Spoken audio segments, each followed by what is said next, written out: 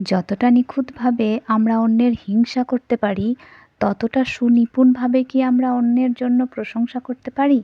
কেউ ভালো করলে তার প্রশংসা করতে পারি না। আসলে আমরা অন্যের খারাপ থাকাতে এতটাই ব্যস্ত, এতটাই মত্ত যে নিজের ভালো থাকাটা ভাবতে ভুলে গেছি। আর এটা আমাদের ভালো না থাকার একটা বিশেষ কারণ। আর এই আমাদের নিজেদেরকে ভালো না রাখার বা নিজেরা ভালো না থাকার কারণ কিন্তু আমরা নিজেরাই তৈরি করি।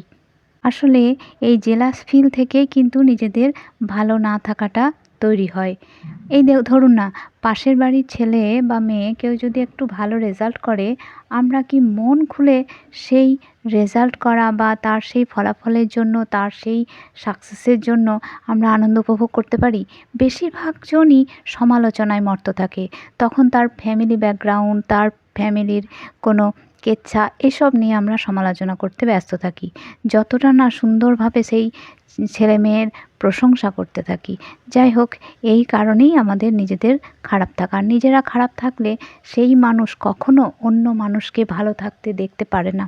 এটা কিন্তু আমার মনে হয়। তো আপনাদের মতামত কি অবশ্যই কমেন্ট করে জানাবেন। আর এসবের থেকেই একে অন্যের থেকে দূরত্ব তৈরি হয়ে যায়। তো যাই হোক, কেমন আছেন সবাই? সকালবেলা সবজি কাটতে বসেছি, আর এই দেখুন এক গুচ্ছ সবজি পেয়েছি, সজনে ডাঁটা। এটা বন্ধুর বাড়ি থেকে উপহার এসেছে। আসলে বন্ধুও বলতে পারি, আবার মাহির বাবার স্টুডেন্টও বলতে পারি। মানে তাদের বাড়ি থেকেই এসেছে সজনে ডাঁটা এবং তাদের চাষের আলু। আর আলু কি বড় সাইজ! সত্যি গোটা আলুটা আমি একসাথে কাটতে পারছিলাম না। তো যাই হোক, তারপর অর্ধেক করে নিয়ে কেটে নিলাম। আজকে সবজি টবজি কেটে তারপর আমি রান্না বসিয়ে নেবো।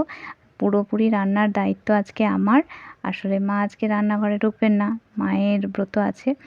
তো সেই জন্য সবজি কেটে সবটা রেডি করে তারপর আমি রান্নায় বসবো। তো যাই হোক, ভালো লাগলে অবশ্যই লাইক কমেন্ট করবেন। আর হ্যাঁ, ভালো থাকবেন।